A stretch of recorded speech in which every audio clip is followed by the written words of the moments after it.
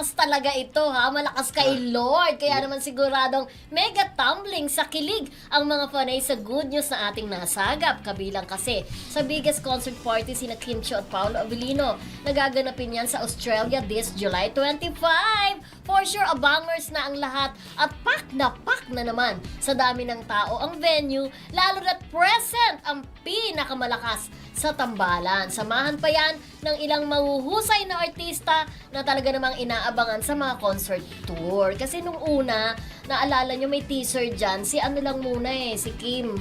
Babae lang muna, abangan sa Australia. Oo. Ngayon, ang tagal bago inilabas si Paolo. Si Paolo. Silhouette lang siya nung una. Pareho silang silhouette, alam na nila na si Kim yon. Tapos, parang nag-react naman kaagad ang mga Kim Pao fan Sana naman isama. Correct! Oo. Nag-request So, ayun sila. na nga. Oo, at ayan na nga.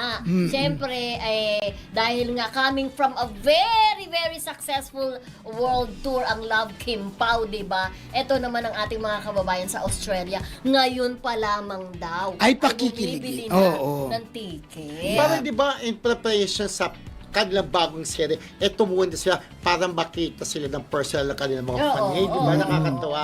Tagang sila ang love team na dinadal sa iba't ibang bansa ng kanilang network dahil sikat. Di ba? At saka for sure, hindi lang Australia, no? Baka may mag-request pa sa ibang bansa, Oo, sa Kimpao. Pero ito may mga kasama Pero siya alam artist mo- sa friendship, di ba? Oo, hindi, yung ano yun, yung variety show every Sunday. Ah, Kasama oo. sila doon. Sila. Ay, bongga. Oo. Talagang sila, one of the hottest love teams talaga ang Kim Pao. Saka mapapansin nyo, palaging meron din talagang out of the country. Laging may show din yung anong time show na yon. Laging eksakto Sila. pagka may bagong upcoming show itong dalawang ito, di ba? Tama! At saka maganda doon pagka sila dalawa pinagjujuwit talaga, di ba? Tapos ang lakas ng kilim pag lumalabas na sila. Oh, iba talaga ang kilig kapag kumakanta sila together. Kung totoo at kumpirmado ang balitang magkaroon ng concert sa Australia, sina Kim Chiu at Paolo Avellino, tiyak na ikatutuwa ito ng maraming Kim Pao fans, lalo na ang mga Pilipinong naninirahan sa Australia. Ayon sa mga inanunsyong promo ng ABS-CBN at TFC, bahagi ang tambalan ni Kim at Paolo sa mga international live events na nagdadala ng kilig sa mga kapamilya sa ibang bansa. Ang magandang tingnan sa Kim Pao phenomenon ay hindi lamang ito tungkol sa love team.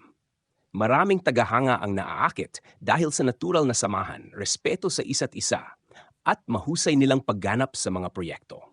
Kaya naman kapag may concert o live appearance sila, hindi lang ito simpleng pagtatanghal, kundi isang pagkakataon para makita sila ng personal at maranasan ang mas malapit na koneksyon sa kanilang mga tagahanga. Para sa mga OFW at Filipino communities sa Australia, malaking bagay ang ganitong event.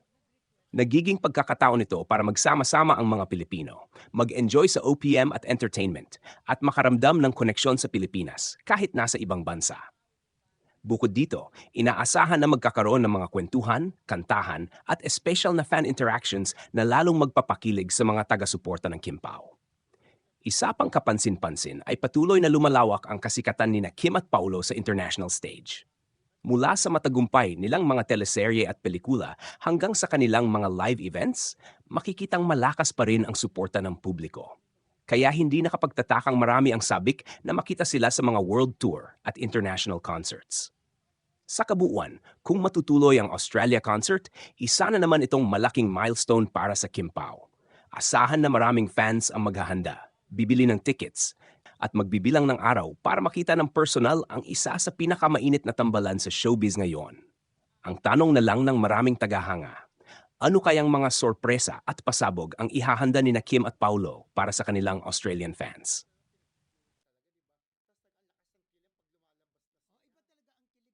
Ang masasabi ko sa balitang Kim Pao muling magpapakilig, may concert sa Australia, ay isa itong magandang patunay na patuloy na lumalakas ang popularidad ni Kim Chiu at Paolo Avellino hindi lamang sa Pilipinas kundi pati na rin sa ibang bansa. Nakakatuwang makita na ang tambalan nila ay nakakaabot na sa international audience. Ipinapakita nito na maraming Pilipino sa Australia ang patuloy na sumusuporta sa mga kapamilya stars at handang dumalo sa mga ganitong espesyal na kaganapan. Para sa mga OFW at Filipino families doon, ang concert ay hindi lamang simpleng entertainment kundi isang paraan din upang makaramdam sila ng koneksyon sa kanilang sariling kultura at sa mga artistang kanilang minamahal.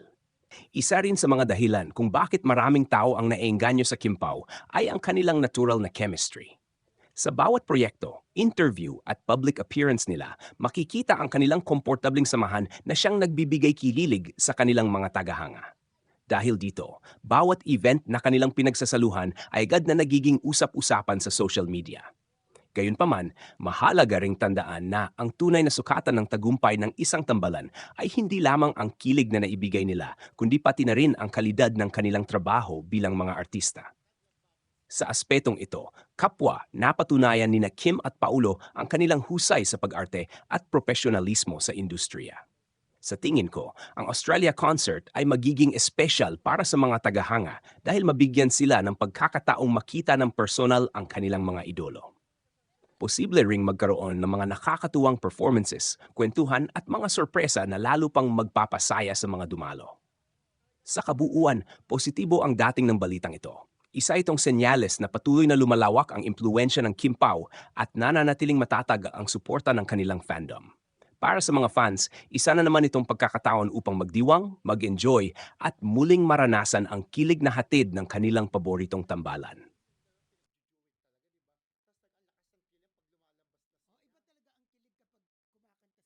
Oo, narito ang isang mas mahabang reaksyon tungkol sa balitang Kim Pao muling magpapakilig, may concert sa Australia.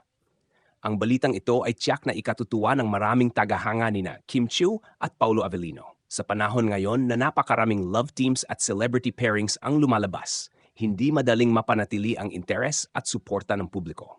Ngunit sa kaso ng Kim Pao, makikita na patuloy pa rin silang pinag-uusapan at sinusubaybayan ng kanilang mga tagahanga saan mang panig ng mundo. Ang pagkakaroon ng concert sa Australia ay nagpapakita na ang kanilang kasikatan ay hindi lamang limitado sa Pilipinas. Maraming Pilipino sa ibang bansa ang sumusubaybay sa kanilang mga proyekto, nanonood ng kanilang mga palabas at sumusuporta sa kanilang mga event. Kaya naman ang ganitong klaseng concert ay nagiging tulay upang mas mapalapit ang mga artist sa kanilang international supporters. Nakakabilib din kung paano nabuo ang matibay na fandom ng Kim Pao. Hindi lamang ito dahil sa kanilang magandang hitsura o sa mga nakakakilig na eksena. Maraming tagahanga ang naakit sa kanilang pagiging too, magalang at profesional sa kanilang trabaho.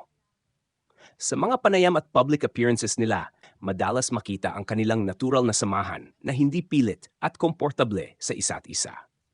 Ito ang isa sa mga dahilan kung bakit maraming tao ang nahuhumaling sa kanilang tambalan. Para sa mga fans sa Australia, malaking bagay ang event na ito.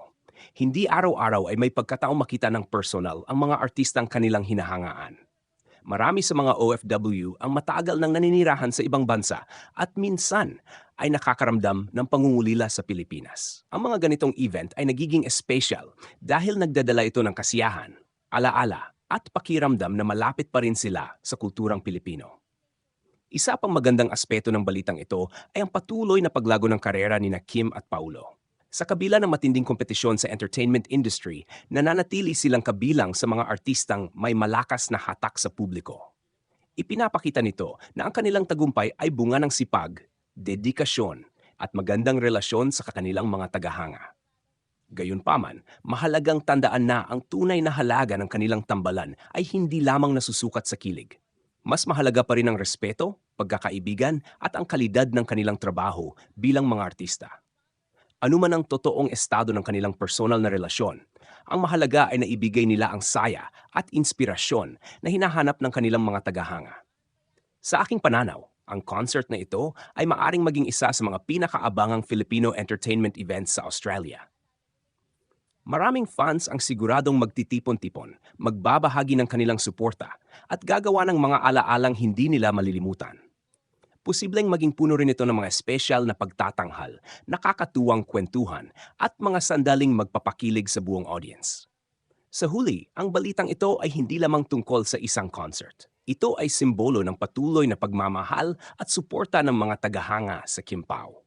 Isa rin itong patunay na ang talento at magandang samahan ni Kim Chiu at Paulo Avellino ay patuloy na umaabot at nagbibigay saya sa mga Pilipino saan man sila naroroon sa mundo. Kaya naman hindi nakapagtataka kung bakit marami ang sabik na makita ang kanilang muling pagpapakilig sa Australia. Marami pang maaring maidagdag tungkol sa balitang Kim Pao muling magpapakilig, may concert sa Australia. Una, ipinapakita ng event na ito kung gaano kalakas ang suporta ng mga Pilipino sa ibang bansa sa kanilang mga paboritong artista. Kahit malayo sa Pilipinas, nananatiling aktibo ang mga Filipino communities sa pagsuporta sa mga concert, fan meetings at iba pang entertainment events. Dahil dito, nagkakaroon ng pagkakataon ng mga artista na mas mapalawak pa ang kanilang audience sa international level. Pangalawa, malaking hakbang ito para sa tambalan ni Kim Chiu at Paulo Avellino. Hindi lahat ng love teams ay nabibigyan ng pagkakataong magtanghal sa ibang bansa dahil nangangailangan ito ng sapat na demand mula sa mga tagahanga. Ang pagkakaroon ng event sa Australia ay nagpapakita na may malakas silang fanbase doon na handang sumuporta at dumalo.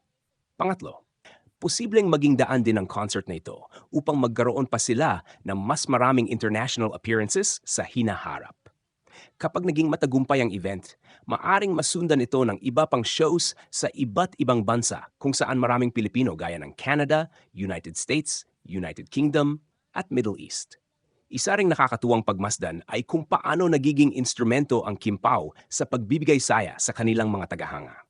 Sa panahon na maraming tao ang dumaraan sa iba't ibang pagsubok sa buhay, ang simpleng kilig, tawanan at inspirasyon mula sa kanilang mga paboritong artista ay nagiging paraan upang gumaan ang pakiramdam ng marami. Bukod dito, inaasahan din ng mga fans na makakita sila ng mga espesyal na interaksyon sa pagitan ni Kim at Paulo sa concert.